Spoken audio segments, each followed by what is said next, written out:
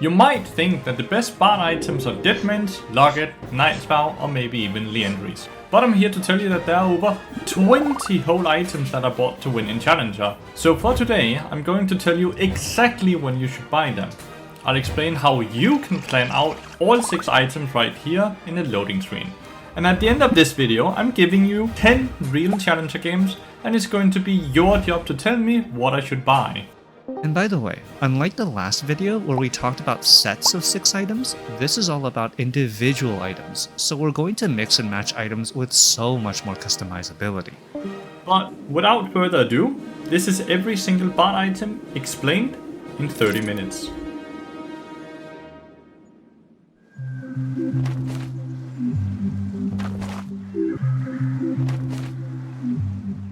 So obviously, we always start with Deadmans and Bloodsong. We talked about these 2 items a lot already, so pause if you want to read the explanation, but we're moving to the other items for now.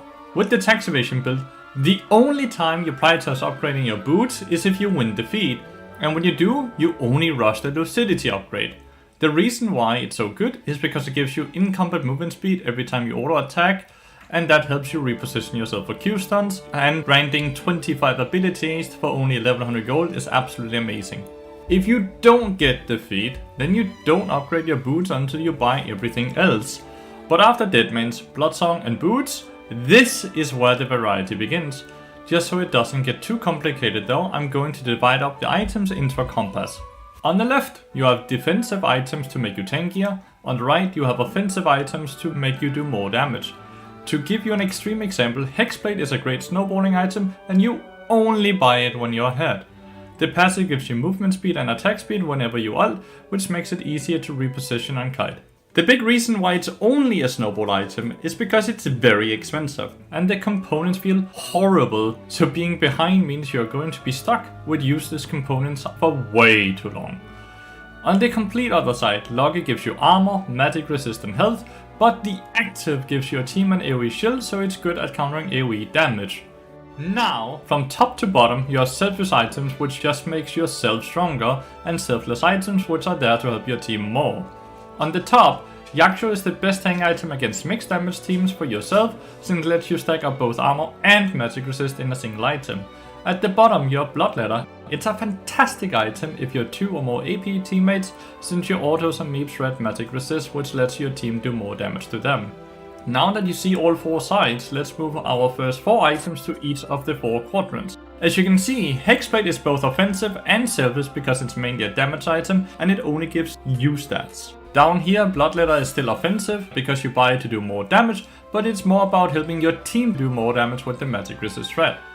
On the bottom left, we place Locket here because it makes your teammates tankier with shields, and back at the top left, we place Yaksho here because it only gives you the tank stats, not your team. So with our 4 examples, let's go over all other items that you can buy with Bard. Let's start at the top right corner, the offensive selfish items. Lathyrus is a great item against a team with 2 or more high HP champions with the percent HP burn. It's also one of the many items in this video that will give you bonus health. That's a very important point that we'll be talking about later, so keep that in mind. Speaking of extra health, Cosmic Drive also gives you more HP, but it also gives you extra movement speed and abilities. Because of that, it's really good if you need to ult more to initiate when your team doesn't have an engage, and the movement speed will help you kite against champions with lots of movement speed themselves, like Ramos and Quen. Static is good for tempo and wave clear with the Chain Lightning passive, especially if your teammates don't have a lot of wave clear. It's also good in teamfights since you can hit multiple people with the passive, and the 3 charges also reset with each takedown.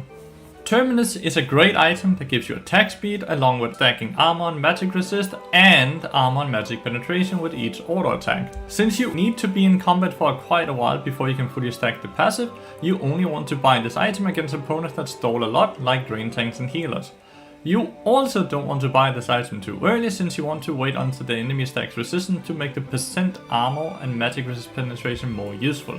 If you just need more flat damage in longer fights, Riftmaker is a great choice as well. For each second in combat you will get increasing damage, and at max stacks you get some Omnivamp as well.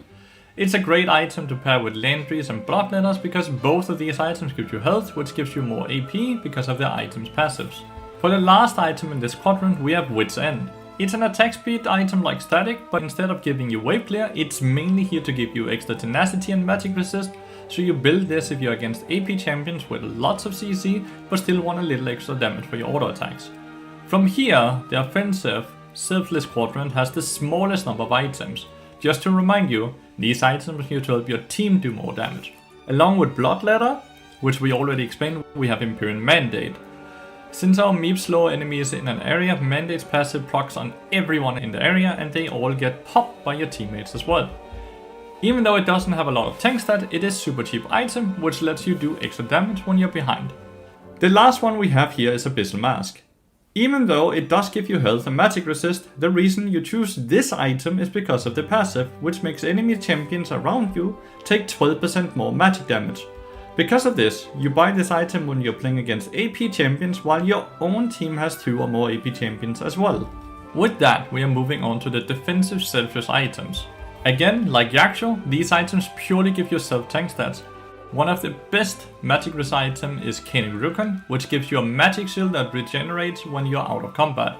Because of the extra shield, you only want to buy this item if you're against AP poke champions like Teemo or Xerath, since you want to maximize the value of the regenerating shield.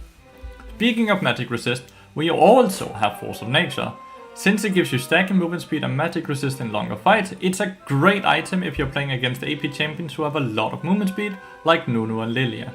If you're looking for armor instead, Raindrance is a great item that gives you a bunch of health and armor.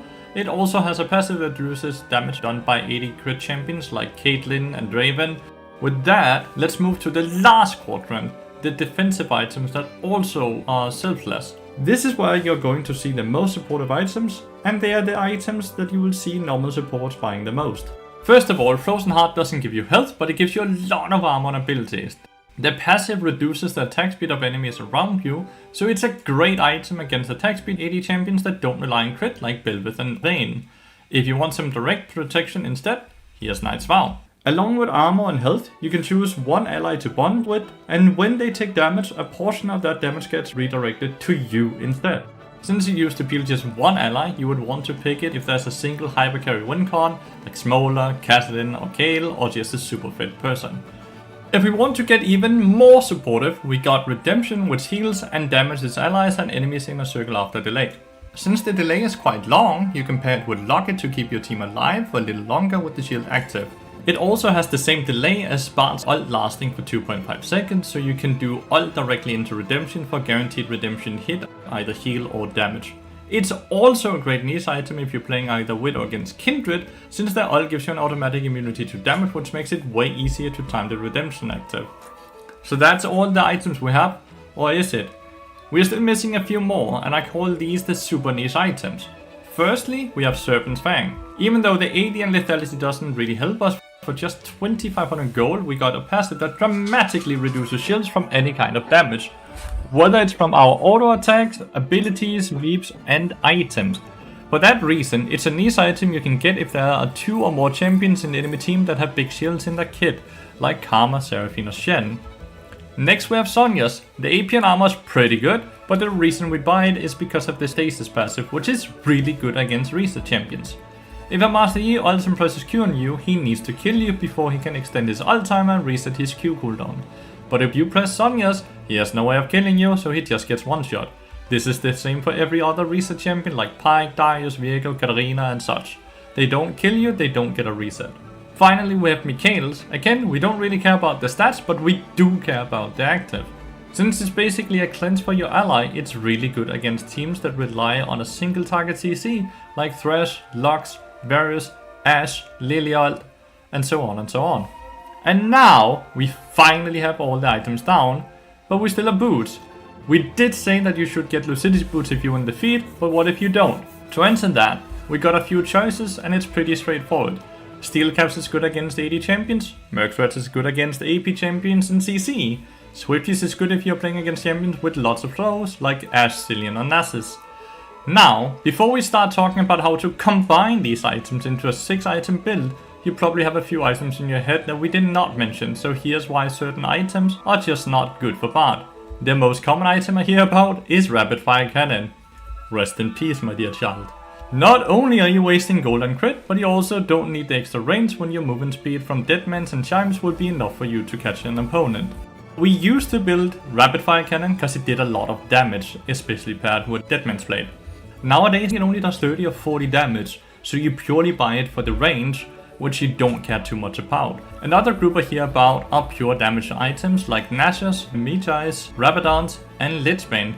But does not have good AP ratio, so buying these AP items will not make you do more damage. In fact, it might actually make you do less damage because you're so much squishier that you'll just die before you get to use all your meeps, or you will be so low HP that you can't get to auto attack. Next, I get a lot of questions asking about Deadman's worst cousin, Trailblazer. Yes, it's cheaper, but it's just not gold efficient. It also doesn't give you damage, and it doesn't give you slow resist as well, and less stats. You can already buy Deadmans in 10 minutes with the tax evasion build, so you might as well just buy the better item here. Another tank item that we used to buy is Heartsteel. We liked it because it was satisfying, but now that the passive health gain was nerfed, it just doesn't give you enough health to make the item worth it. Rest in peace. The last tank item in this list is Unending Despair. Even though the fantasy of becoming a drain tank is fun, the range of the item is extremely small, and since you kite so much as a range champion, you're not going to be able to use the passive as much as you would like. There's also a ton of people asking about anti-heal items as well, like Morelos and Thornmail.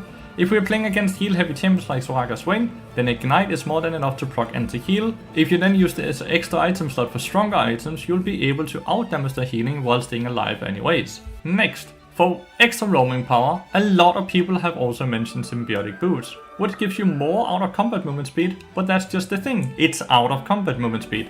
If you don't already know, there's a soft cap on bonus movement speed, and when Deadmans and your Chimes go beyond the soft cap already, Symbiotic Boots will just give you diminishing returns. It gets even worse when you realize that in combat movement speed is super important to reposition yourself to hit your Qs and overall auto space. Since Symbiotic Boots actually gives less movement speed in combat than other boots, it's an item that I will never recommend. Lastly, we have our most controversial tech, Control Wards. The reason why you see it so much in pro play is because of one big reason, communication. When players are trained to play together as a unit, placing and defending a Control Ward is way more effective. When you're playing uncoordinated solo queue games with no voice chat, defending a Control Ward is going to get way more difficult. The other reason why Control Wards are bad is because you can't actually control an important area 99% of the time. For example, if you're winning, then you already control areas like Baron and Dragon, so your opponents won't be able to ward it. If you're losing, then you can never put a Control Ward in a key area, because your opponent will just kill it and take control of the area. For that reason, both Control Ward and Vigilant Wardstone are both bad items. With every item explained, how should you combine these items? If your team lacks a tank, then you'll probably need to beef the front line and buy more defensive items, and if you already have a tank, then more offensive items can work. I will also add that if you're already winning, then you want to buy more defensive items because getting tankier means your opponent can't get your shutdown on you. If you're losing though, it makes more sense to go offensive items instead to give yourself the best chance of getting a kill or making a comeback. But no matter which build you choose, you always want to keep one thing in mind. And that is to make sure you have at least 3000 HP by 6 items. As an example, if you go static into Hourglass, you won't have enough HP even if you buy a tank item after. Because Bard's attack range is quite short, you do want a decent amount of HP to keep yourself tanky with high HP. So, with the HP part in mind, the way you choose your build will depend on 3 big questions. 1. Does the enemy team have any disruptive mechanics? Are they shield heavy? Do they have a lot of single target CC? Do they rely on resets a lot? 2. What is your opponent's damage profile? Are they AD or AP? Do they have crit? Do they have a lot of HP? Do they have a lot of poke? And 3. What is my team's damage profile and win condition? Does my team have a lot of AP? Do I have one big win condition? Is my team lacking wave clear? Now, with all the items explained and with our entire thought process explained step by step, you're fully ready to know exactly what items you should buy. With that in mind, let's see if you can look at our next 10 team comps and come up with the right items.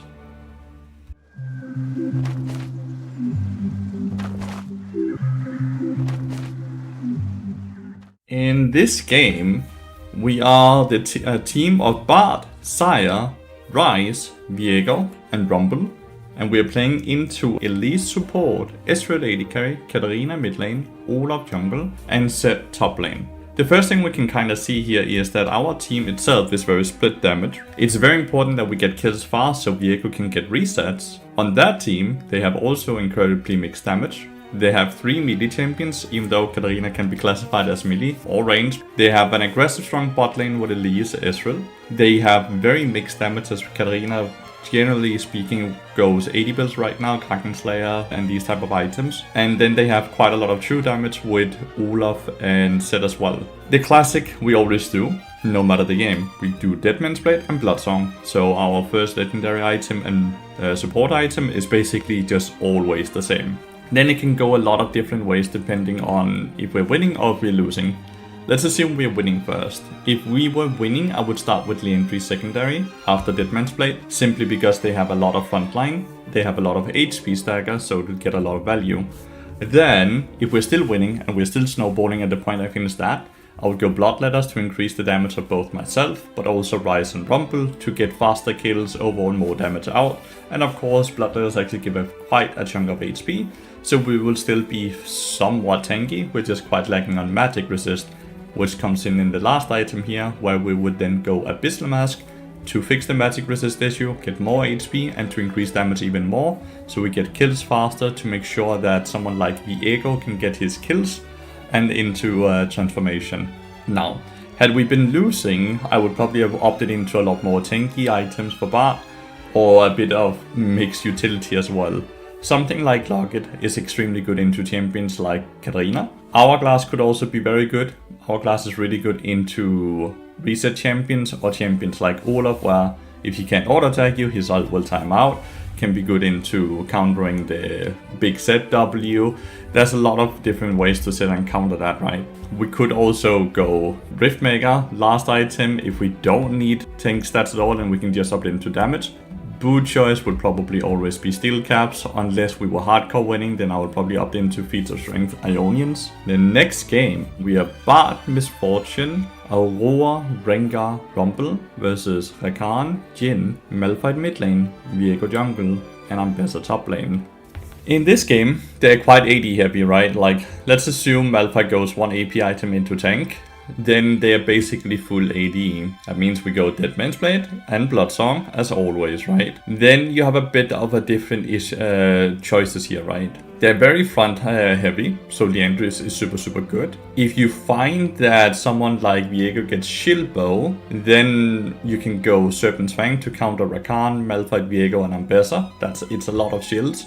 Generally speaking though, we would only go Serpent's Fang into champions that can spam shields. Let's say like Karma with Moonstone, right? But if they do stack Eclipse and Shield Bow and all of these items, then I think it could be good in this game. Once again, we have double AP here, so Bloodletters will always have a high value. Something like Hourglass can also be super good here. We can react with Hourglass against Ambessa ult, Malphite ult, Rakan RW, all of these things to make sure we don't die as the first person so Viego doesn't get his reset. If Viego goes into crit, then we could also go Randuins. I only like Randuins if they have a minimum of 2 people critting, so Jhin alone would not be enough. And of course, we go Steel Caps, Armor Boots into this type of team comp here. In this game, we have Bard, Yunara, Galio, Zed, and Ambessa versus Pyke, Aphelios, Orianna, Viego, and Darius.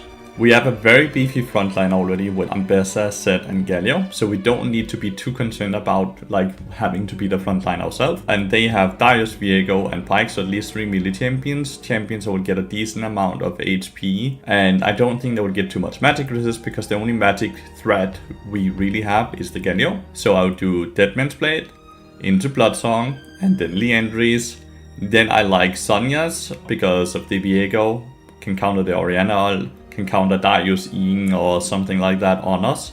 If we need tank stats later on, we can go something like Yaksho. If not, we can just utilize complete damage while we also go like Riftmaker or something like that. I think Armor Boots once again is definitely the best choice here. If we go full build, then I would probably, like the big dream would be Deadman's Blade, Liandry's, Yaksho, Terminus for maximum amount of damage. You can replace the Yaksho with an Hourglass as well. If you find that Orianna is not very strong at all, then replace it with Hourglass, and then we have the reset counter as well. This game we have Bard, Senna, Six, Poppy, Mundo versus Alistar, Draven, Ahri, Pantheon, and a Vayne. In this game, they only have 2 midi champions, so as always, Deadman's Blade Bloodsong is a given, right? They have 3 auto attack champions, mainly Vayne and Draven, but let's count Pantheon in there as well. So I think Deadman's Blade into Frozen Heart could be incredibly good. Then later on you can get something like Abyssal Mask to counter the magic damage from Ahri and tiny bit from Alistar. Abyssal Mask will increase your own damage, 6's damage, and Mundo's Q damage as well, as its cleaver is magic damage. I don't think Lathyrus is too good in a game like this. They're too ranged, they're not that much HP. If you see Vayne go Experimental Hexblade, yeah, that gives a lot of HP and she gets attack speed and movement speed, then I can definitely see it right, because then Vayne is suddenly an HP stack as well. Or if you go Trinity Force, then Lathyrus can be very, very good. So depending on what Vayne ends up building there, it can be completely fine, right? And if you find that you need to be somewhat tanky, then Yaxo is really good as they have mixed damage, but I think with Mundo and Poppy, we don't have to be concerned about frontline. I would probably go Deadman's Blade, Frozen Heart, Lathyrus, Abyssal Mask. That would probably be the build I go here. And it's once again, it's armor boots, or if we're winning, well, we got feats of strength, then we go Ionian boots with the feats of strength boots, because they give so much ability haste and they give so much movement speed. It's so good in team fights. In this game, we are Bard, Lucian, Orianna, Elise, Camille versus Lulu, Vayne, Cillian, Rengar, and a Jax. Deadman's Blade Bloodsong is a given. Frozen Heart immediately thought, because it's very good into both Vayne and Jax, very auto attack heavy champion. Then we are kind of like the main engage on our team. Sure, we can engage with like Camille E, Orianna R, Elise E, but they're all kind of inconsistent. So I kind of want a lot of haste so I can have my ult uptime more. So something like Cosmic Drive can be really good to get more ability haste, get some mobility to be able to kite Jax and Rengar a bit easier. And then I would probably end with Abyssal Mask to increase both Orianna, Elise, and my own damage. Boots choice here, because they have Cillian, which slows a megaton. Swifties is kinda a must to be able to function a bit better. Of course, they have other people that slow as well with both Rengar and Lulu, but it's mainly because of Cillian's E ability. In this game, we are Bard, Talia AD carry, Yone mid lane, Jarvan jungle, Sion top lane versus Pyke support, Corki AD carry, Akali mid lane, Nocturne jungle, and Jace top lane. This game, they are a dive comp basically, right? Deadman's Blade Bloodsong as always, then something like Hourglass, Yaxo, Lathyrus, and Steel Caps are probably very, very good. We do have a decent front line ourselves with Sion, Jarvan, Yone, but since it's a dive comp, that doesn't matter too much whether we have a good front line or not, because they will oftentimes dive past them. So anything to self-preserve, right? And since we don't have an AD carry, Talia has a lot more self-peeling. She will also get Seraph and Trace, or maybe even Hourglass herself. So we just have to itemize for what will give us the greatest possibility to survive. In this game, we are Bard, Yunara, Mel, Lathyrus, Gragas versus Rel, Ashe, Huawei, Wukong, Rumble. Deadman's Blade, Bloodsong, duh, at this point. They're very mixed damage. They have a ton of AoE damage. Something like Locket can be super good into that. Then, unless they get a ton of anti-heal, Redemption can be very good to make Locket have even more value, but also because, once again, they have a ton of AoE damage, so Redemption on top of something like Rel Engage can be good to counter the CC and the damage. Abyssal Mask or Bloodletters, depending on do I need more magic resist at this point, or do I just need to make my teammates do the most damage. If we need magic resist, we go Abyssal Mask, still increase our own teammates damage. If we don't need magic resist, we go Bloodletters, for the same reason, increase the Mill and Gragas damage and my own.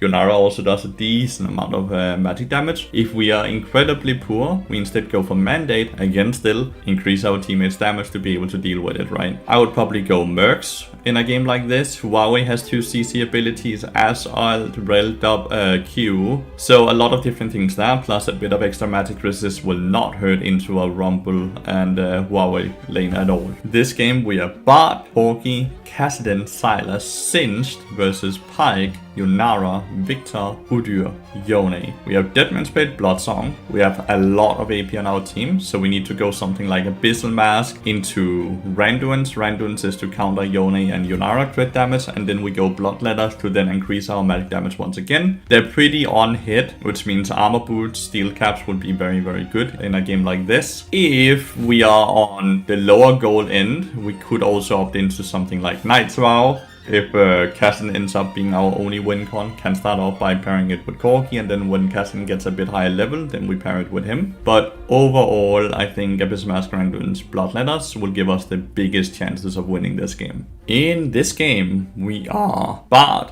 Caitlyn, Kassadin, Rengar, Shen versus Karma, Yunara, Echo, Nocturne, and a Cho'Gath. We see a Karma. The first thing we always think about, if we see her go Moonstone, our immediate thought is we need Serpent's Fang. So it's gonna be Deadman's Blade, Bloodsong, Serpent's Fang if she goes Moonstone to be able to counter those big shields. Serpent's Fang is an incredibly good item compared to Anti-Heal, because it doesn't just make future shields 35% less effective, it also removes current shields with 35% per damage you do to, like damage source you do to the shield, which is incredibly powerful. So people that already are shielded will take, well, basically a lot more damage while their shield is live, right? Which is amazing. Then Liandry's, because it's very good into HP staggers like Nocturne, Cho'Gath, but Liandry's is also damage source that will continuously proc Serpent's Fang. And then we can go something like Yakshal, as they have incredibly split damage, right? We don't want to go something like Koenig, because some of the, like, they're not poke damage, which is why Koenig really shines. Plus they're not, like, they are bursty, but not to the degree of that, right? Like Echo can burst a lot, but he's like percent damage and does more damage if you're low HP. I think Yaksha will do better, as it will defend us more evenly against the entire enemy team. And then I would probably go Mercs or Cooldown Boots. Cooldown Boots if we're winning, feats of strength. Mercs if we are losing, Karma Tether, Echo W, Nocturne Fear. All of these things can be super, super good against this. In this game, we are Bard, Yunara, Singed, Talon, Volibear versus Thresh, Draven, Orianna, Lathyrus, and a Teemo. Deadman's Blade, Bloodsong. Koenig is really good in a game like this. We just mentioned poke damage and further up. Here we have Orianna, who's quite high range, but it's more so actually to counter the Teemos rooms that will be around the map at a certain point in the game, to make sure that the Teemos rooms will never poke us further so far down that we are forced to reset when tempo doesn't allow us to reset. Then Yaksho for mixed damage. Sonya can also be really good to dodge if Lathyrus is ulting on top of us, Orianna is ulting, something like these things. Sonya's can be super, super good. And then I think armor boots or mercs. If I'm finding that I'm getting hooked over and over and over and over by Thresh, then I would go mercs to counter the hook. If not, then armor boots is definitely the best choice here in a game like this. And that's all 10 team comps. Let us know how many you got right, and if you have any questions, let us know in the comments. Thank you so much for watching.